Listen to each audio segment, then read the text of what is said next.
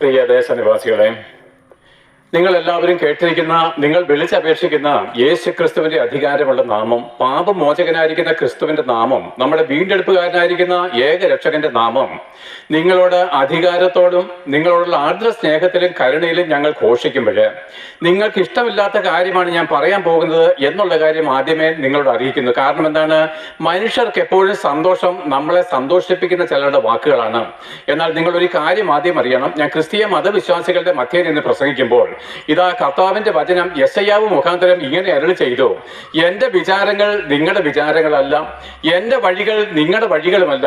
ആകാശം ഭൂമിക്ക് മീതെ ഉയർന്നിരിക്കുന്നത് പോലെ എന്റെ വിചാരങ്ങൾ നിങ്ങളുടെ വിചാരങ്ങളിൽ നിന്നും എന്റെ വഴികൾ നിങ്ങളുടെ വഴികളിൽ നിന്നും ഉയർന്നിരിക്കുന്നു. നോക്ക് പ്രിയപ്പെട്ടവരെ, മനുഷ്യൻ ചിന്തിക്കുന്നത് ഭൂമിയിലുള്ള കാര്യങ്ങളാണ്, ഭൗമികമായിരിക്കുന്നതിനെ ചിന്തിക്കുന്നു.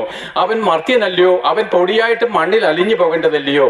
എന്നാൽ ദൈവം വിണ്ണിലിരിക്കുന്നവനും വിണ്മയമായിരിക്കുന്ന കാര്യങ്ങൾ സംസാരിക്കുന്നവനുമായിരിക്കാലും പ്രിയപ്പെട്ടവരെ, നിങ്ങളുടെ ബലഹീനതകളെ പറ്റി ഞാൻ ഒന്ന് ചൂണ്ടിക്കാണിപ്പാൻ ആഗ്രഹിക്കുന്നത്, നാം മണ്ണ് കൊണ്ട് സൃഷ്ടിക്കപ്പെട്ട നമ്മള്, മണ്മയരായിരിക്കുന്ന നമ്മള് പലപ്പോഴും ദൈവത്തെ, വിണ്മയനായിരിക്കുന്ന ദൈവത്തെ മണ്മയമായിരിക്കുന്ന നമ്മുടെ ഇഷ്ടങ്ങളിലേക്ക് വിളിക്കുകയാണ്.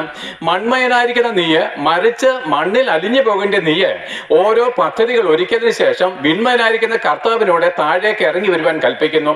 എന്റെ ഇഷ്ടം നിവർത്തിപ്പാൻ നമ്മൾ ദൈവത്തോടെ ആഗ്രഹിക്കുന്നു, കൽപ്പിക്കുന്നു, പ്രാർത്ഥിക്കുന്നു.